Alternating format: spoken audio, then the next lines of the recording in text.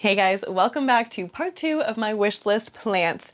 So, like I said the first time around, I have my plants separated by different genuses. So in part 1, we went over my philodendron, monstera, and syngonium wish list as of right now. And today we're going to be going over a few other selections, or sections, I guess. So the first one, let's start with Anthurium. Anthurium are probably the most exciting plants for me currently. I just love watching them grow. They're so, I don't know, they're just really rewarding to grow. They seem like they're going to be really, really tricky plants, and then you start growing them, you get that learning curve, and then you realize just how actually easy they are to grow, and then you're like, okay, I got this. And then even if it gets a pest and you have to take it back to a stump or something, it's just so fun to watch it regrow and like gain that size back. I love that color change. I'm gonna get a nice zoom in shot for you of the plant that I have above me currently. It is one of my Anthurium crystallinum, but it's some sort of hybrid of, it's definitely not like my normal crystallinum, which I have also right behind me in my cabinet. I'll get you close-ups of both of those so that you can see what I'm talking about with that color change, because it's just so fun to watch and it gets a little bit different. The color changes a little bit every day and the size changes a little bit every day. So it's just one of those plants that like makes you want to watch it constantly.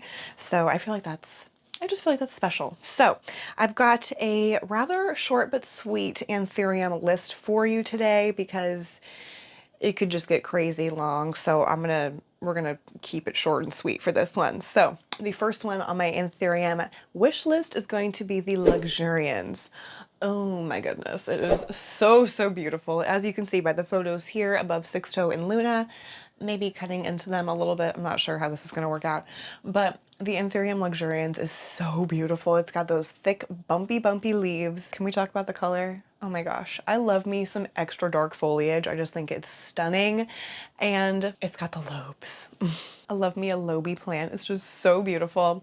And I already have a cross of a luxurians. I have the luxurians radicans cross. I believe I got that from, oh, I'm so sorry guys, you're okay.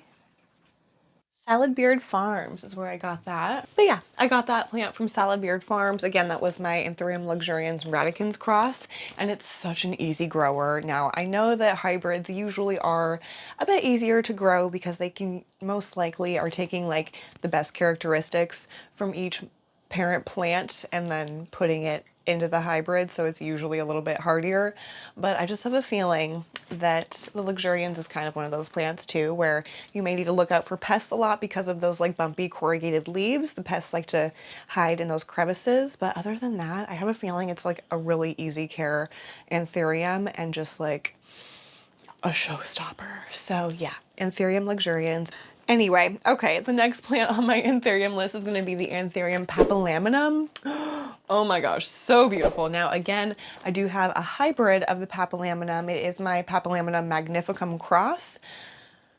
Now, I will say, I struggle with this plant. This is like the one Anthurium, well, I guess I have a couple really struggling Anthurium right now, but this one has struggled a lot for me. I have had it down to a stump a couple different times. It currently has 2 leaves. One of them is on its way out, but the other one looks beautiful still, and I don't think we have any new growth happening yet, but the new leaf that it pushed out recently is still looking good, so hopefully we're going to be on the right track here. But just like the classic papillominum is so, so stunning. The leaves are so dark and so velvety. Oh my gosh. Now, I feel like the papillominum is one of those Anthurium that because it's been hybridized so many times, I feel like it's probably not like 100% guarantee that if you are purchasing a papillominum just like by itself, that it's not hybridized with something. And that really doesn't bother me because I don't know, like I said, hybrids are just usually a little bit tougher. So if I did end up with a different hybrid of a papillominum when I'm just looking for just like that plain pappy, I wouldn't be mad about it. I would want to know. I'd be curious as to what the hybrid is, but that's kind of part of the fun. You know what I mean? Like I said with my Anthurium crystallinum up there, that I'll pop a picture in here again so you know which one I'm referring to. That is definitely some sort of hybrid. So I guess you could technically call that like a crystallinum no ID or something like that, or just a no ID, and that's it, because it's definitely different than my other crystallinum and then different than most other crystallinum that I've seen. It's crossed with something, I just don't know what it is, and that's just kind of part of the fun. So yeah, on that same note here, the next kind of section under Anthurium is just hybrids. I would just like to collect more Anthurium hybrids. I love growing them from seedling too, so once I have more space, more time, more money, more everything, I would love to just start collecting more and more little baby seedling Anthurium hybrids. I don't even have any like thing crazy specific in mind. Just anything and everything that I could find that's beautiful. I would love some more like kind of bluey looking hybrids. Oh gosh, so many different ones. I'd love more strappy Anthurium. Are there hybrids of strappy Anthurium? If there are, I'd like those as well. Yeah, there are just so many out there. So just Anthurium hybrids. I'm gonna pop a few on the screen so that you can see some, because they're literally endless and they're beautiful. And the coolest thing is like, because Anthurium are so easy to hybridize yourself, people are just able to do it like I was able to do it. I mean, if I can do it, you can do it. Come on, let's be real. Because so many people are able to do that, the prices on a lot of these Anthurium are coming down and staying down because there's just an abundance of them, which is fantastic. That's how it should be. So yeah, just more hybrids. Let me know which ones I need in the comments below. Yeah. So the next two are kind of similar, but they look different. And I'm gonna have to just put them together because you need to see them side by side to really be able to see what the differences are, because without seeing them in front of me, I can't even describe the differences. They're so stunning though. Okay, here they are. These are gonna be the King and the Queen Clarinervium. Yes, so it's King of Clarinervium and Queen of Clarinervium. You guys, they're so stunning. I want to say Katie Ann's plants or something like that. She has, I think, both of these. Oh my gosh, they're absolutely stunning. I mean, all of her plants are just to die for, and just her whole aesthetic is so clean and beautiful and lovely. But anyway, I digress. Her Anthurium are gorgeous, and the King of Clarinervium and the Queen of Clarinervium are major tongue twisters, but also so stunning. I feel like I've seen them first and foremost from Cartel Dun, I think is how you say that. I haven't purchased any plants from them yet. It's definitely on like top of my list of places to try next time I do import or order any plants. I for sure want to try to get some Anthurium from them because they're just, whoa. These leave me speechless, honestly. They seem to essentially just have like so much more venation, just so much more going on. Like it takes a while for the eye to really take in what you're looking at when you're just looking at a single leaf, let alone a big old bush of these plants. They're just so beautiful and they're so intricate looking. But you also know that because of the kind of plant it is, the leaf is like pretty thick and durable and really soft and velvety and just like, oh, so beautiful, so luscious. Luscious, that's the word, luscious. So yeah, if you haven't heard of these plants, definitely do some looking into them because they're beautiful, and hopefully we start seeing these around more and more. And I'd be really interested to see these guys like hybridized as well. So cool. Oh my gosh, I just thought of another Anthurium. The Delta Force. We're gonna put this in right here. Okay, I first saw this plant from Kaylee Ellen on YouTube when she got hers in from an import, and it was just like giant and stunning. At least I think it was really big when she got it in. But anyway, now I'm seeing it more and more. I've also seen this one from Katie Ann's plants, and I think that she hybridized this guy successfully as well, which is so cool. So definitely check this guy out. It's insane. The Delta Force. I just love that like almost completely flat across sinus. What? It looks like a bat wing or something. It's so beautiful. I just had to add that on here. I'm gonna have to write that down because I'm gonna forget it and then I'm gonna rediscover it later. What should we do next? Ooh, okay, let's do Begonia next. I only have a few Begonia on my list, and that's honestly because I was looking for them because I was looking for the name of 2 different specific begonia and I could not find them. So if I find them in between filming this and editing it and getting it out to you guys, I will put the name and the photo up on the screen for you. But I couldn't find those 2 that I was looking for that I have seen in person that are just like so beautiful. If I can't find those, we have a few others to go over here that I did find in the process of looking for those begonia, if that makes sense. Wow. Very wordy way to go about this. So the first one is going to be the Begonia chloristicta. I think that's how you say it. You guys, the color, the spots. Oh my God, it's so beautiful. And they have just like the sweetest little flowers too. Of course, the photos are gonna be over here for you to reference. It's just such a beautiful plant. It looks really just like sweet and delicate.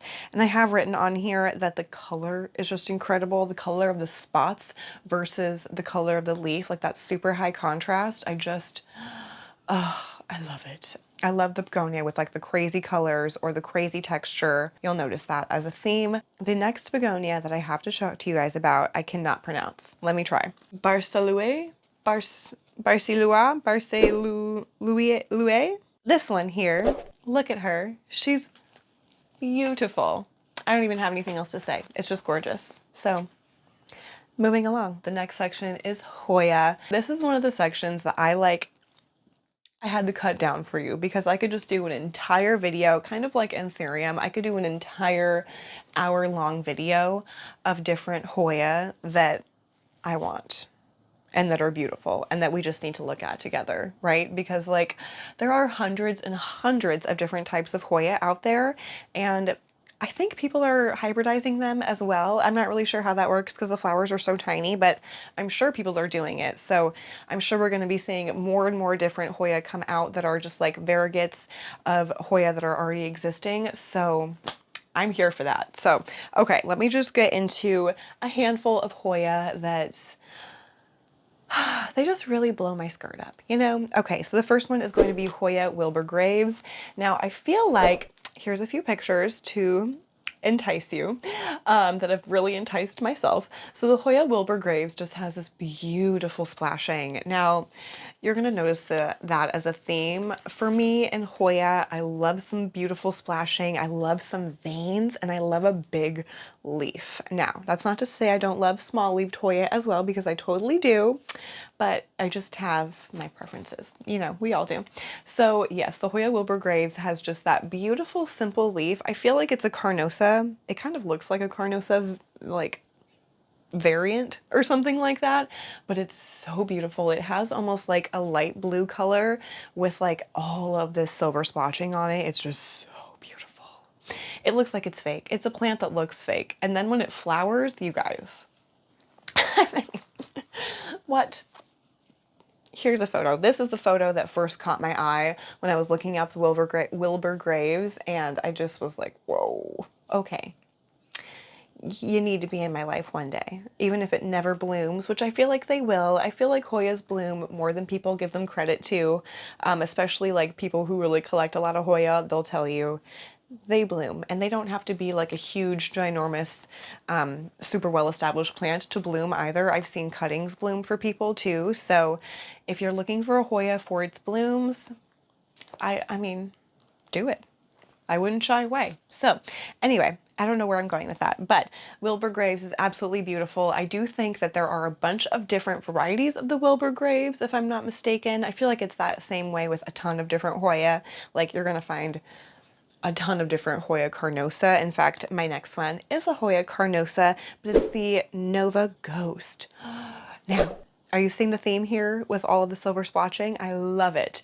And I think what really got me onto that is my Hoya pupa calyx, which I scored my big, beautiful, super highly splotchy Hoya pupa calyx from the flower bin, which I think I mentioned earlier in this video or in my part 1 of this wish list video, but the flower bin has always served me well.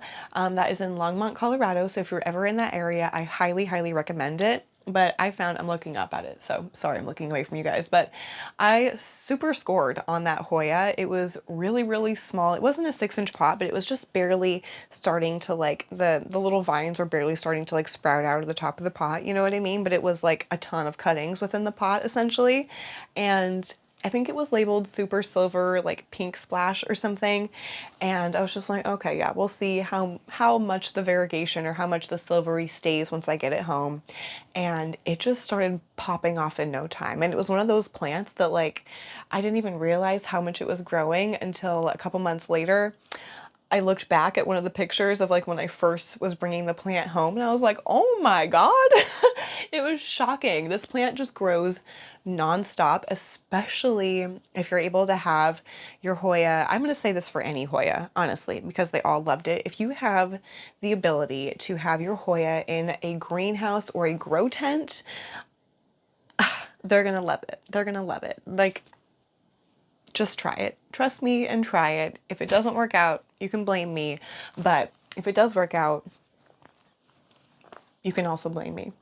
So yeah, the Hoya Nova Ghost is, like I said, it is a carnosa, and my Hoya carnosa is the only Hoya that I've personally been able to have bloom. So I feel like if I got the Hoya Nova Ghost, I might be able to get it to bloom, which would be amazing. Okay, the next Hoya on my list is the finlaysonii big leaf. Now, I don't know if that's the official name of this one, but I told you before, I love a really, really large leaf Hoya, and this is no exception. So the Hoya finlaysonii big leaf, I'm not sure what the normal finlaysonii looks like. I'll find a photo so we can kind of compare and contrast the two here, but the big leaf one is so gorgeous. The leaves look like they're like the size of my hand almost, and that would just be amazing.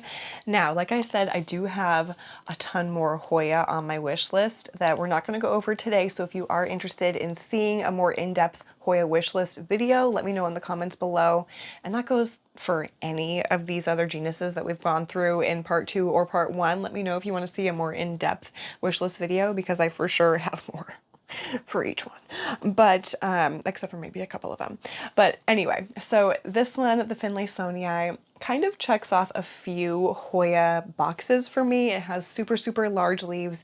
It has beautiful, beautiful veination, although I will say it's not quite as prominent as some of the other Hoya that are on my wish list that I don't think we're going to go over today, but it's absolutely stunning. And I have a feeling this guy sunstresses beautifully, because based on just a couple photos that I was looking at while I was like scrolling through looking for more Hoya for my wish list, I was seeing some like with beautiful little like red splotches, red and orange, and sometimes like yellow splotches on them. And I feel like that is like the beginning stages of sunstressing. I could be wrong, but I'll see if I can find some pictures of finlaysonii large leaf with sunstress, because that would be beautiful.